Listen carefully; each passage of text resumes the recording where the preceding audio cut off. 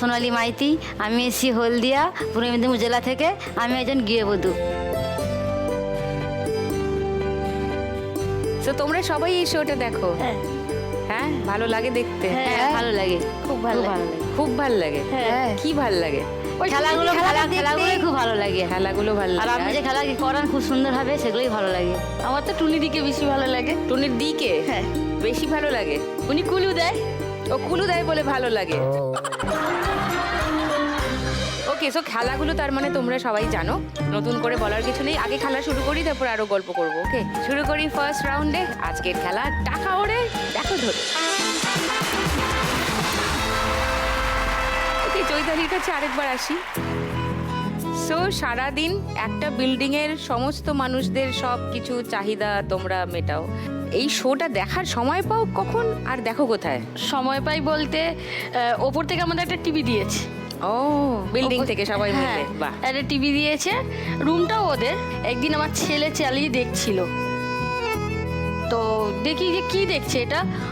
ও একটু আবার অ্যানিমেল দেখতে খুব ভালোবাসে। ও দেখি কি দেখছে, একটা শো দেখি এই টুনির দিকে দেখাচ্ছে। আমি যে দেখি তো বাবু কি দেখছিস? বলছে দেখো মা, খেলাটা খুব সুন্দর, খেলাটা বেশ ভালো। তবে দেখছি যে হ্যাঁ, এ তো ভালো, তো জিনিসটা খুব সুন্দর। তো তারপর থেকেই লক্ষ্মী লাভ ওই দেখা। তারপর থেকে ঘরে আমাদের ওই কাজ করি, তো কি হয়েছে, ওই শুনতে তো পাই কানে যে এত স্কোর হচ্ছে, ইনি গান করছে, ও আপনি হচ্ছে কুলু দিচ্ছেন, টুনি দিদিকে ডাকছেন, টুনি আসছে, ও ভালো লাগে। মানে তুমি একা নয়, রাজ ও টুনির দির fan? রাজ দেখে, আমার হাজব্যান্ড দেখে, সবসময় আমাদের ঘরে টুনির দি চলতেই থাকে। টুনির দি চলতে থাকে? ওই লাখ টাকার লক্ষ্মী লাভ।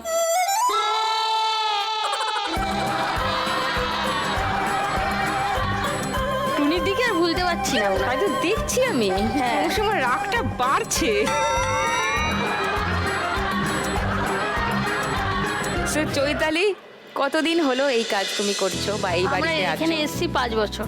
লকডাউনের সময়ই আমরা সময় এসেছি। এসছো। তার আগে তো কোথায় ছিলে? তার আগে আমার বিয়ে হয়েছিল বেলেঘাটা সরকার বাজার, সেখানে আমি ছিলাম। সেখানে কিছু অসুবিধার কারণে আমাদেরকে ওখান দিয়ে তাড়িয়ে দেয়। তাড়িয়ে দেয়? হ্যাঁ, কেন? বলছি মানে আমার হাজবেন্ড মানে মা বাড়িতে মানুষ, তো ওরা বলছে আমরা রাখবো না, তখন তাড়িয়ে দেয়। তখন আমার ছেলে খুবই ছোট, হাঁটতেও পারে না, তখন আমাদের ঘর থেকে বার করে দেয়। তারপরে আমরা হচ্ছে চিংড়িঘাটে তখন ভাড়া নিই। তখন ভাড়া থাকতে আমরা 10 বছর ভাড়া ছিলাম, খুব কষ্ট করে দিদি ভাড়া ছিলাম। তখন আমার হাজবেন্ড হচ্ছে মানে সেন্টারের গাড়ি চালায়।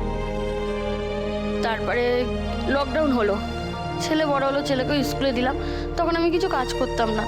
লকডাউন হলো, ওই যেই বাড়িতে ভাড়া ছিলাম ওই বাড়ির বাড়িওয়ালা বললো তোমরা উঠে যাও। তখন আমরা কি করব, তা ও আমার হাজবেন্ড একটা বাড়িতে গাড়ি চালাতে এসেছিলো, যেই বাড়িতে এখন আমি থাকি। তখন বললো যে ও লকডাউন হচ্ছে, ওরা বাড়ি চলে যাবে, তুমি কি থাকবে তোমার ওয়াইফকে নিয়ে, তোমার বাচ্চাকে নিয়ে? তাহলে কিন্তু এই কাজগুলো তোমাদেরকে করতে হবে। তখন আমরা কিছু দিশা না পেয়ে আমরা বলেছি হ্যাঁ থাকবো। ওই লকডাউনের তখন থেকেই আমাদের থাকা, আর ওই কাজগুলোই আমাদেরকে করতে হয় প্রত্যেক দিন। তার বিনিময়ে তোমরা তার ওখানে বিনিময়ে এখানে থাকি, আমাদের কিছু স্যালারিও দেয় তার বিনিময়ে। আর একটা কাকু কাকিমা আছে, তিনি আমাদের সল্টলেকেই থাকে। উনি আমাকে, আমার ছেলেকে খুব ভালোবাসে। ওনারা আমার সংসারে কোনো অসুবিধা হলে উনি আমাদেরকে হেল্প করে, খুব হেল্প করে। ওনারা খুব ভালো মানুষ। আমরা এইভাবেই চলছি এখন, মানে আমাদের নিজের কোনো বাসস্থান নেই। হয়ে যাবে। তুমি অডিশন কোথায় দিয়েছিলে? আমি অডিশন ফোনে, আমি হোয়াটসঅ্যাপে হচ্ছে আমি পাঠিয়েছিলাম, তারপরেই আমার এরকম কল ডাকলো? আসে। ও, আমি ভাবতে পারিনি যে কল আসবে, আমি এখানে খেলতে আসবো, আমি ভাবতেই পারিনি। আমি ঠিক করেছি এটা চিমটি কাটার লোক রাখবো। যে বলবে আমার বিশ্বাস হচ্ছে না, আমি ভাবতে পারছি না, তাকে কটাস করতে চিমটি কেটে দেবে। এবার বলো বিশ্বাস হচ্ছে? তুমি এখানে দাঁড়িয়ে আছো। হ্যাঁ, আমি